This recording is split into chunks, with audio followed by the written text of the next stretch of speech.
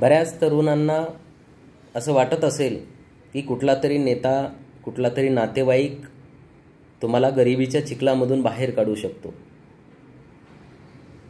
पण मित्रांनो, सध्याच्या कलियुगामध्ये जर एखाद्याची संपत्ती 10 कोटीची असेल तर ती 15 कोटीची, 20 कोटीची कशी होईल याच्यासाठी प्रत्येकजण प्रयत्न करतोय.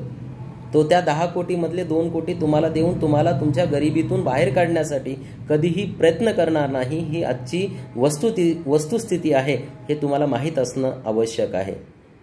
तुम्ही फक्त तुमच्या स्वतःच्या हिमतीवर, ज्ञानावर आणि बुद्धीच्या जोरावर तुम्ही मोठे होऊ शकतात आणि त्यासाठी तुम्ही प्रयत्न केले पाहिजेत हे तुम्हाला माहीत असणं आवश्यक आहे.